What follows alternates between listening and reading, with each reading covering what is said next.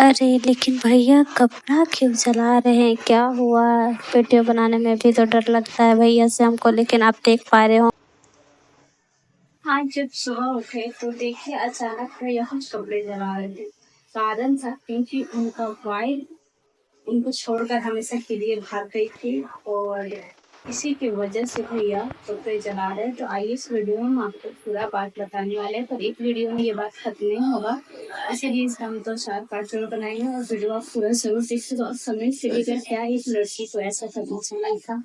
बहुत अच्छे तरह से याद है कि भैया का शादी दूसरी बार जब लॉकडाउन लगी थी ना, और कुछ दिन के लिए खुला था लॉकडाउन, तब बहुत ही जल्दीबाजी में रजरप्पा मंदिर से शादी हुआ था। शादी ऐसा हुआ था कि बस बिठाया, सिंदूर लगाए और बस हो गया शादी।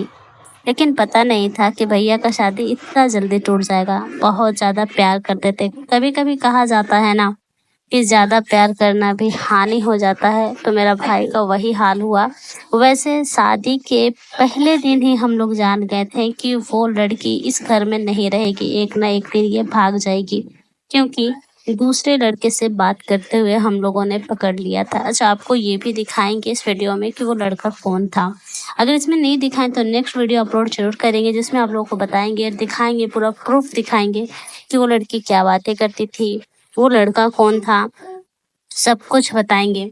तो बस इसी के वजह से जब वो घर पे नहीं रही तो भैया ने सोचा कि उसका सारा कपड़ा जला दे। ये है उसकी बहन, जो कि सबसे ज़्यादा इसका हाथ रहा उसको यहाँ से भगाने में, क्योंकि वो भी हो सके अंदर से जलती थी कि उसकी बहन अच्छे घर में कैसे आ गई, इतना सुख से कैसे रह सकती है। और ये भी कम नहीं, 2-2 ब्याह करके बैठ चुकी है। अब इनकी बेटियां सोचो कैसी होगी, बहुत ही बदमाश होने वाली है।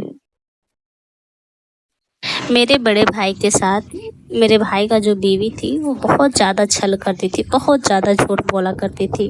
कहा जाता है कि जैसा लेवल का है ना वैसा लेवल से रिश्ता जोड़ना चाहिए। हम लोगों ने बहुत ही गरीब घर के लड़के से ब्याह करवाया भैया का, इसलिए ताकि वो साथ रह सके, सुख भोग सके। लेकिन सही कहा जाता है कि देहात की लड़की से कभी ब्याह नहीं करनी चाहिए। हम एक नहीं ना जाने कितने ऐसे लड़कियों को देख चुके हैं कि देहात की लड़कियां टाउन में ज़्यादातर नहीं रह पाती है। अब सभी लड़कियां ऐसी नहीं होती।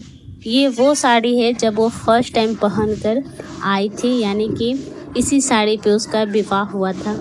और भैया ये साड़ी को भी पूरी तरह से जला दिए, उसकी याद को पूरी तरह से मिटा दिए। ये बहुत ही अच्छा किए, क्योंकि जब वो नहीं तो उसके कपड़े क्यों। आप देख पाएंगे कि उसके घर वाले अपने बेटी को कपड़े के सिवा भैया का एक कपड़ा तक भी नहीं दिए थे। फिर भी हम लोगों ने शादी करके उस लड़की को अपने घर में रखा था।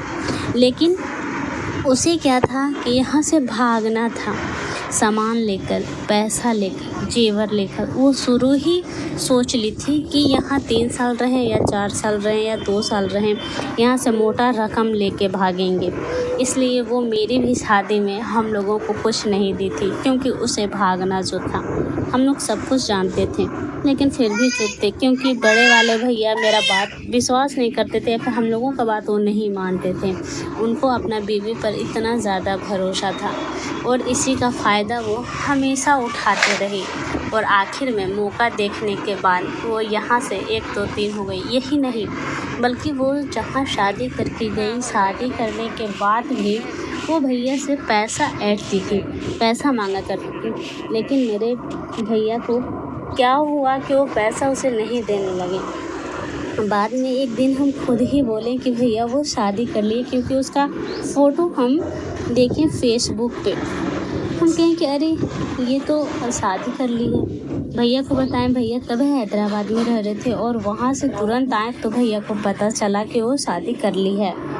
भैया उसको लाने ससुराल भी जाते हैं उसके, लेकिन वो कहती है कि तुमसे एक चींटी न डरे तो हम किस लिए डरेंगे। उसका सारा सबूत और रिपोर्टिंग आज भी रखा हुआ है, क्योंकि ऐसे लड़की पे कभी भरोसा नहीं किया जा सकता है। ऐसा लड़की 10 जगह मुंह मारने वाला कब टपक जाए कौन ठिकाना है कि नहीं। तो हम लोगों ने उसका समझिए कि दाह संस्कार कर दिया। ये जो एक अटैची देखिए, बस यही एक अटैची था जिससे वो अपना कपड़ा लाई थी, और जो भी कपड़ा था इसमें उसका सारा का सारा पुराना कपड़ा था, जैसा कि आप लोग देखे ही होंगे जो भैया जलाए हैं। वो मायके से बस इतना ही लेकर के आई थी, जो कि खत्म हो गया। और उससे भी बड़ी बात बताओ, वो भैया खुद जानते थे कि वो यहाँ नहीं रहेगी।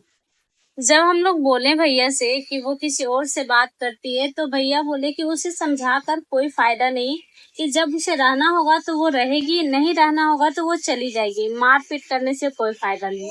तो भैया उसे अपने से जहाँ तक हो सके ना बहुत प्रयास किए कि हम उसे अच्छे से रखें, ज्यादा प्यार दें, उसका हर ख्वाहिश को पूरा करें, तो शायद वो यहाँ रहेगी। लेकिन कहा जाता है 10 जगह मुंह मारने वाली लड़की हो या फिर औरत, एक जगह वो कभी नहीं रहती। जब उसको यहाँ से मन भर गया, अच्छा पैसा मिल गया, जेवर इकट्ठे कर लिए, तब वो सोची कि अब हम यहाँ से 1 2 3 हो जाए, और चली गई वो।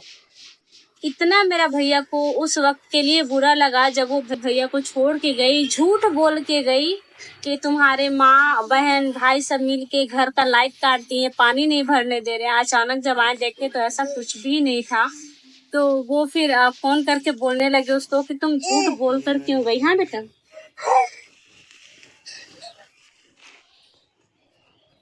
झूठ बोल कर क्यों गई। इस बात को सुनने के बाद वो चिल्लाने लगी, बौखलाने लगी, और फिर आने का नाम नहीं ली। जो भी हुआ नहीं, हमको बाकी जो भी हुआ आगे के इस पार्ट में हम बताएंगे। बाकी जो भी हुआ आगे वीडियो का पार्ट में बताएंगे, और आपको दिखला भी देंगे। बेटा,